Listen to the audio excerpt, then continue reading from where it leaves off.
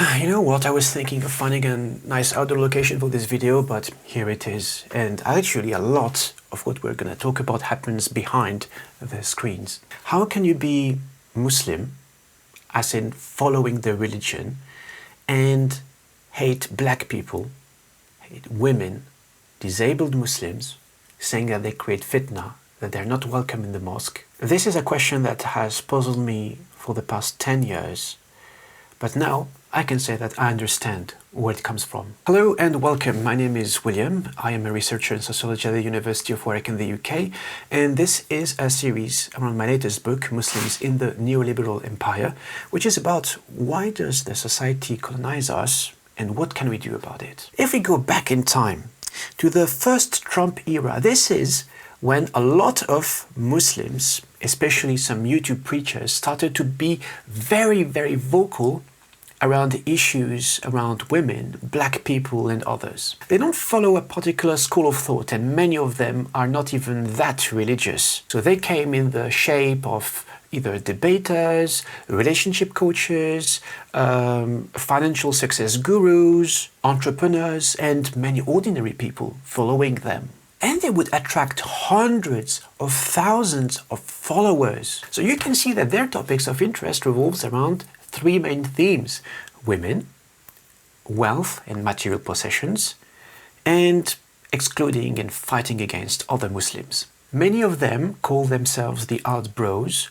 Some of them don't identify as anything, and other people usually call them the alt wallah or the akhirite, the Muslim Manosphere, the Muslim Redpill. The first academic study of this movement is thanks to Hizer and Sahar Ghumkhor, who have written an article, link in the description if you want to really dive into the rabbit hole. It's basically the kind of people that were completely admiring Jordan Peterson and Andrew Tate before they revealed their political views. Their views espouse very, very closely those of what we call the American alt-right, which is, the far-right Trump supporters for the average person. These are people of various opinions, sometimes they conflicting opinions, but largely they would say that Muslim women, black Muslim, they cause fitna in the society, they promote fasiha, indecency. And some people were quick at saying, no, they're not serious, don't take them seriously, it's a form of satire.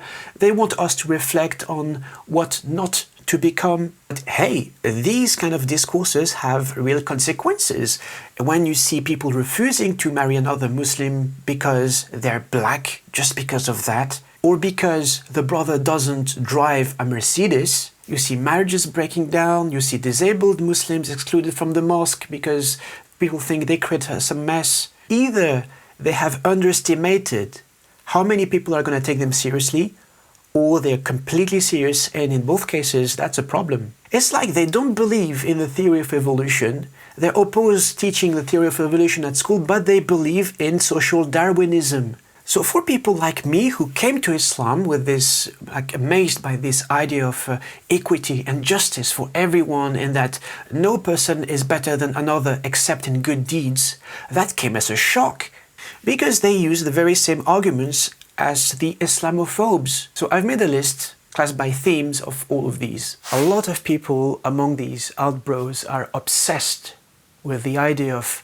women as a possession, getting a second wife, getting a secret wife. I know people who are seriously have been discussing about traveling to Morocco to marry secretly a second wife, and some other people who are less religious and think of just paying a woman for 1 or 2 nights and that's it. But why specifically Morocco? I don't really get it, to be honest.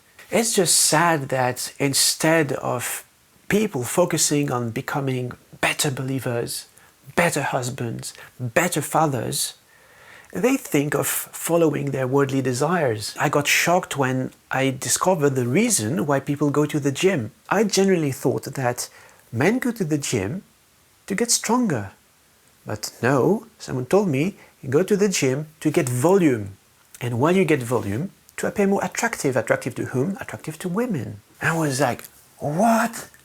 They don't even want pious women. They don't want Khadija, may God be pleased with her. They either want the OnlyFans girl for 1 or 2 nights, or they want someone who will take the place of their mom. Women are like a prize to show off that, it's like your wealth or your material possessions. They're not even NPCs. It's something you collect along the way. And you've probably seen all these online courses. It's always the same rhetoric. Earn 6 figures, get a second wife. Their expression of Islam revolves around the dunya. And that's my second point, material possessions. So this is for the less religious part of the alt bros, material possessions. It is about this narrative of let's move to Dubai, get rich with the Amazon FBA or drop shipping, and without any long-term strategy. They saw the trend of the Redpill movement picking up and just thought, let's copy it and passed halal labels on it. So these people have become kind of a hybrid between dating coaches and get-rich-quick schemes. This is completely insane. Who thought it will happen? They believe in the illusion of fake it until you make it. It's the idea of you can create. If you want to become wealthy, you have to create the illusion that you are wealthy because money attracts money, they say. So they will live in council estates, but they will flex their Lamborghini, designer clothes, holiday to Dubai, destination wedding to Dubai, £100,000. They will get in a crazy amount of debt for this lifestyle, thinking that it will lead to somewhere, somehow. And they believe in something called manifesting. So manifesting is this new age kind of trend and way of thinking that tells you that if you want to become a billionaire, then live your life as if you are already a billionaire. And this will make it happen. It is basically some kind of superstition, just like astrology. It's a new age kind of philosophy. What hat am I going to wear? So this is the fez hat of Abdul Malik Taylor. I need to give it back to him. So this is the cap of Irad Akbar Ali. I'm sure it's a fake Louis Vuitton one. It's no thank you.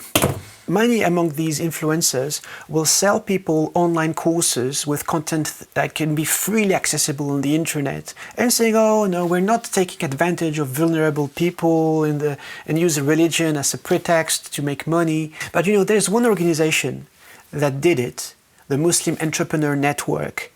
And what happened? People got their money stolen, people complained, and the founders were arrested for fraud. I attended one of these events just out of curiosity for my fieldwork, and it pained me to see uncles, to see younger men, to see single parents who were there because they were so desperate, they were ready to pay £2,000, £3,000 to these people they didn't even know just because they were saying Alhamdulillah, Mashallah, and get their money stolen, because these people were in such a dire condition. For them, it was their last resort. But you know what? Sometimes I think these guys, they don't want to be Muslim men. They want to remain Western boys. And I say that with the utmost compassion. I sometimes feel these are young boys trapped in adult bodies.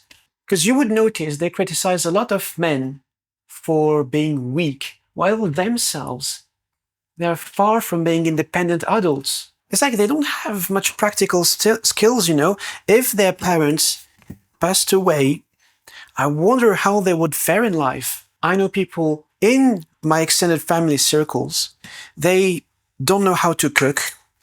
They don't know how to cook an egg. They don't know how to change a light bulb. Just a simple light bulb, come on. They don't know how to iron. The only thing they know is to throw money at things. Oh, something is broken. Let's hire someone. Let's call a company for doing that. At least I have to give it to them. They know how to drive, because I guess a chauffeur is maybe too expensive for them. But by definition, what is an adult man? An adult man is someone who is independent from their parents. So I know people who are in their 40s, and who cooks for them? Their mom. They still rely on their mom to eat.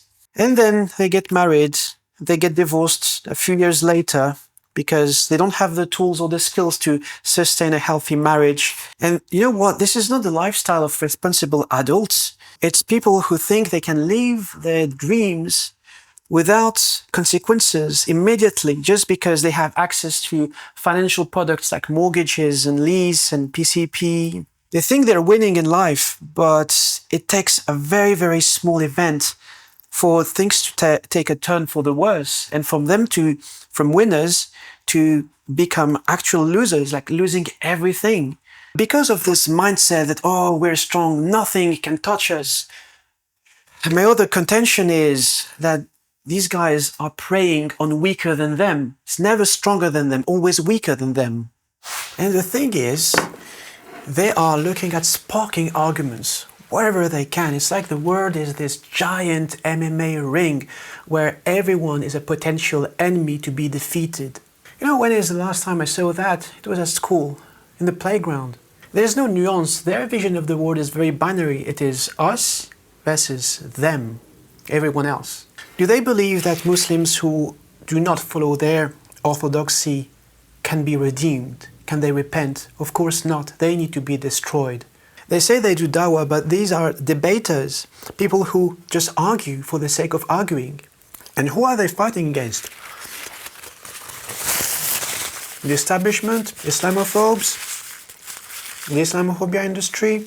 It's like make Muslims great again, but we're gonna crush compassionate imams, LGBT Muslims, we're gonna crush women, black people, disabled Muslims.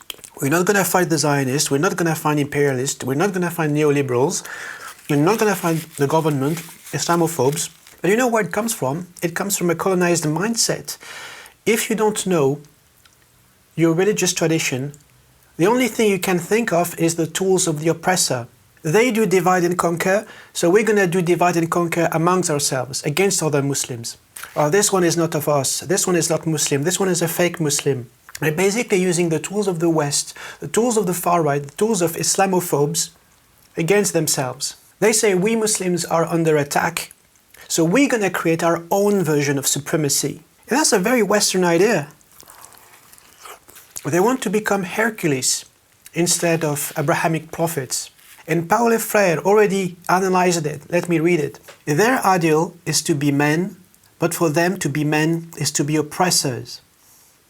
Moreover, their struggle for freedom threatens not only the oppressor, but also their own oppressed comrades who are fearful of still greater repression. And Paulo Freire wrote about this in 1968, which means that Muslims in the middle are sandwiched between, on one end, the mainstream society, the Islamophobes, the racists, on the other end, their own Muslim community, their own brothers who are supposed to protect and defend them, because these Muslims in the middle don't tick the right boxes. And when it comes to the powerful, what do they say? They just want to befriend them, align with them. Now the far right is trending, so, oh, Islam is so similar to far right ideas, we should befriend them, dialogue with them. To me it sounds like if you cannot beat them, join them. But do you think it's gonna work? I suggest you watch some of the episodes of the Blood Brothers podcast, where Dili Hussein invites people from the far right to understand how do they think. And the message cannot be more clear. If you are Muslim, if you're not white, you do not belong to this country. No matter what you do, no matter what are your ideas, no matter how you want to align with us. To me, it sounds like a desperate cry for acceptance. Please, we beg you, accept us. Don't hate us. We are alike. We are similar. We have the same values. And then you realize later on down the line that the prophets you thought you found on social media, were they actually against you? Here we go.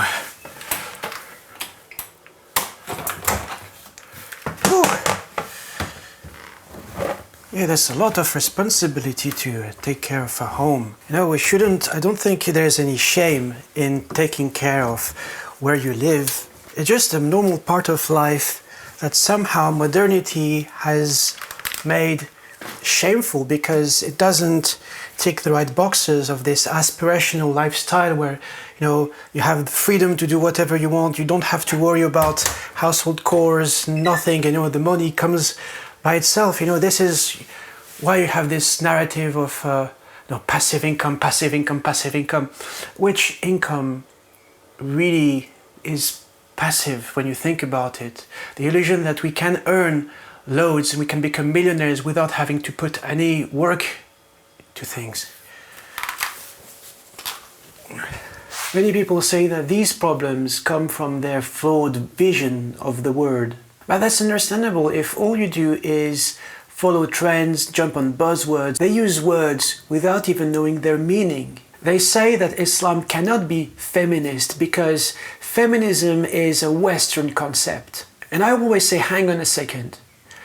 In the time of the pagans, people used to bury alive their baby daughters.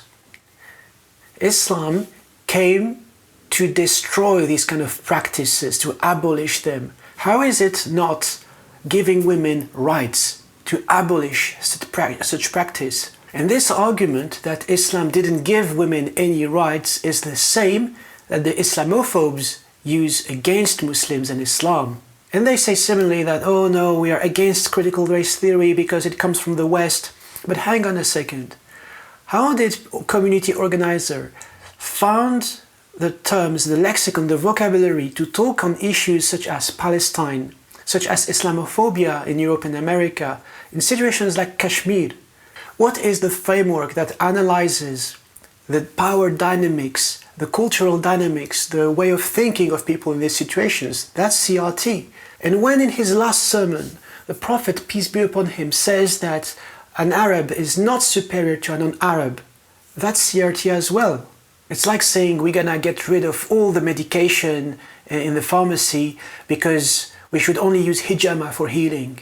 God has given us a brain for us to use, understand the word, and this is how we came to develop sciences like astronomy, geography, history, and many more. Faith has given us an answer to the existential questions of life, but we still have to figure out, you're not going to figure out through religious texts how to fix your cars, how to fix your health. The most shocking thing I've seen is that they use fabricated hadiths to justify the inferiority of black people in some cases. But at the same time, they're very vocal about these issues, but they are full of paradoxes and contradictions. They want gender segregations, but what do they do on the streets? They walk on streets where there's free mixing, they work in places where there's free mixing, they go shopping in places where there's free mixing. They say that women shouldn't be allowed careers, but at the same time, they're very, very happy when their mom or their wife go and see a nurse or a doctor that is a woman. While they reject these terms because apparently it's Western, so it's bad, they use manifesting, which is completely Western concept. They use things such as the alpha male, beta male division. You know that this alpha and beta dichotomy doesn't stand on any scientific basis. And first, the people who came with it comes from a study of wild wolves wild dogs in captivity. But after further study, the very person that popularized the term came to the conclusion that no, it doesn't stand on any scientific evidence. So when men apply this alpha male, beta male dichotomy to themselves, they basically compare themselves to wild dogs. How does it make even any sense? How many Muslims do I know who have created online courses for becoming the Muslim alpha male? The idea that men should be the sole breadwinner in the household, this is a very modern idea. Imagine a man who is poor, who marries a woman who has a career, and the woman, so his wife, ends up being his boss, his manager. The Albros would say that this man's life is shameful. But that man in question, it was the Prophet, peace be upon him. When he married Khadija, God be pleased with her, the Prophet was poor. Khadija had a career, she was very wealthy, and she ended up being Muhammad's boss. He ended up working for her. It's like some parts of the tradition are completely erased by these modern ideas. They say that masculinity is threatened, they say that Islam is threatened, they are nostalgic of the caliphate, the golden ages of Islam. But hang on a second, does Islam need protection? Does God Almighty need protection? They jump whenever someone insults God or the Islam, the Muslims or the Prophet. But do you know that for centuries, even before the revelation, People used to insult God, people used to insult prophets. Do you know the story of Abraham, for example? How prophets were persecuted. But do you believe that Islam, as a framework, as a cosmic order that was present in the universe way before humanity, do you think that God and Islam need the protection of some mortal creatures? God has created the whole universe and you think he cannot defend himself? Or is it an excuse for you to pick a fight with people, for you to exert power? This is the question that needs to be answered. But as always, I try to understand people. So is it actually their fault? So in the previous video, I mentioned how Muslims in general in Europe and North America have been deprived from financial stability, media visibility, political representation, and this for generations. People have been broken. They have been broken by first, the colonization, migration, the partition, conquer and divide, and then they got further crushed by racism in Western countries, by modern society that exploded communities, literally divided people. Now it's the era of neo-tribalism. If you are either with me or against me. Then there is neoliberalism, this myth that you can escape your condition if you're rich enough and that everyone should compete for themselves. So it further breaks people who already have been broken by the system. Can you imagine that? So when you have people like Andrew Tate or Jordan Peterson, while these narratives are really appealing because it's aspirational, it offers people the dream that they can finally be in control of their lives. While for so long, people have been subjects of the empire, literally, instead of being protagonists, instead of being main characters. People want to have a minimum of control over their lives and not having state structures and cultural narratives to decide for them. People want a solidarity that the society doesn't give people. They want brotherhood, a brotherhood that they cannot even find at the mosque. So, instead of seeing them as antagonists, seeing these alt bros as the enemy, people who create further divisions, which is true to some extent, I make the radical choice of considering them. What if we consider them not as enemies, but in the prophetic way, as comrades in struggle, people who are struggling and who need our support and guidance. The prophetic pedagogy was never about seeing everyone as a potential enemy.